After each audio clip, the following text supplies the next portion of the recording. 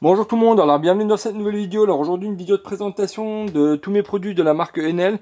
À savoir que tout ce que je vous montre là, les liens je vous les mettrai directement en description si jamais les produits vous intéressent.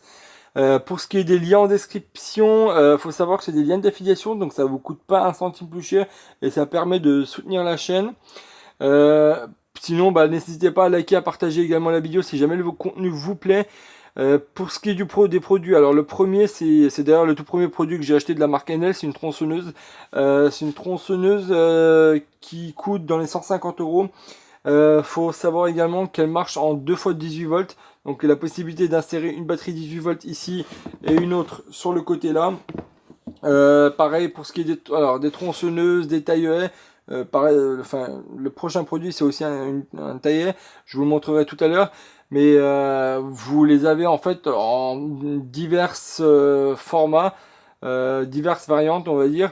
Là on va dire que c'est un petit peu le produit le plus cher dans le sens où c'est du 2 fois 18 volts donc c'est le plus puissant. Mais vous avez aussi du 18 volts tout simplement.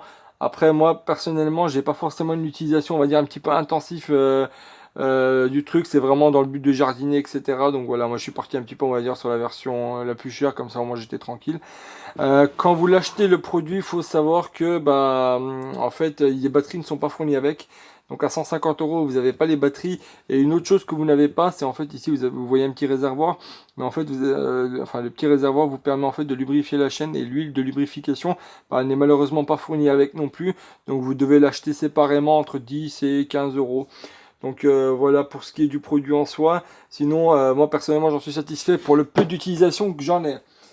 Ensuite, autre produit.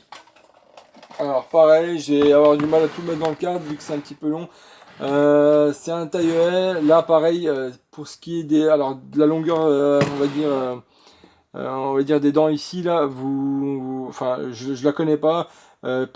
N'hésitez pas à passer par le lien en description, vous verrez directement toutes les caractéristiques. J'ai pas mal de produits à vous présenter, donc on va pas forcément s'attarder sur tous les détails.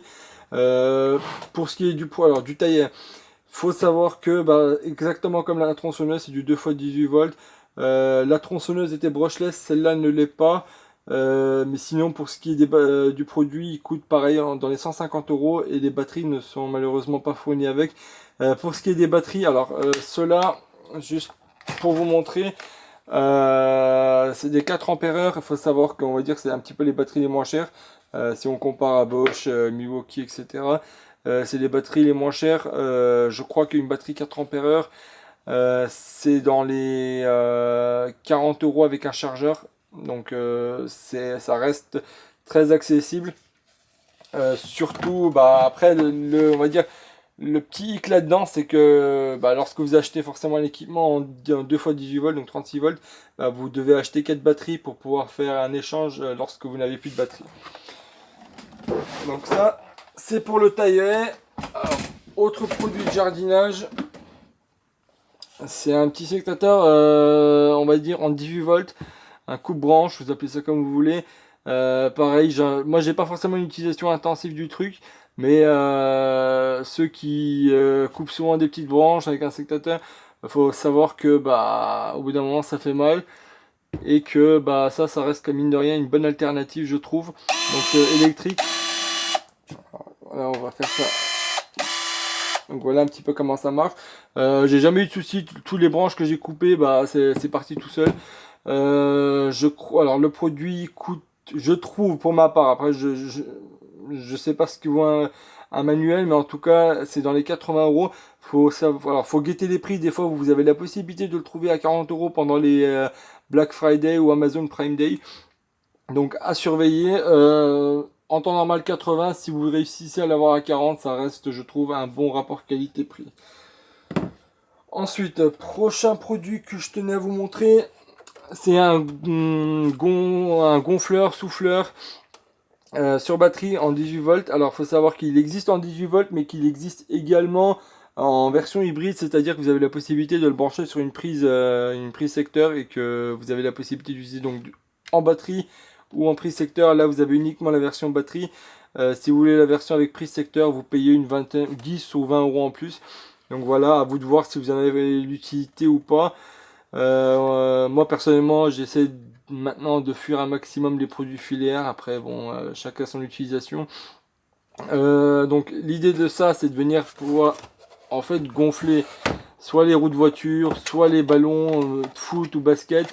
Vous avez une pile, on va dire, d'adaptateurs qui est également fournie avec, qui sont, alors je vous montre rapidement, rangés ici sur le côté.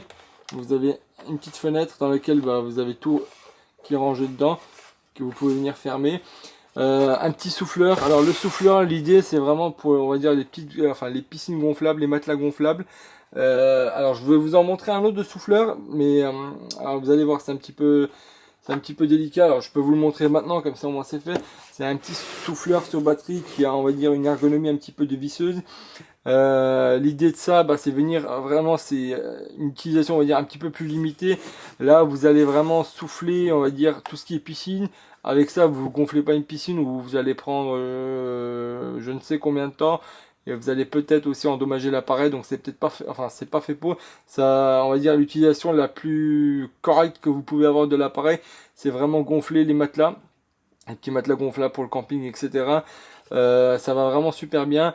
Pareil, alors une chose qui est vraiment bien là-dessus, c'est que vous avez également en fait, alors, je vous montre, donc là ça se monte comme ça, vous venez gonfler votre matelas, et si vous souhaitez le dégonfler, en fait vous avez juste à retirer la canule, la mettre au-dessus, et de cette façon là, en fait vous venez aspirer toute l'air et l'évacuer pour, on va dire, dégonfler plus rapidement le matelas gonflable dans l'exemple que j'ai pris, sans avoir à marcher dessus et à le piétiner.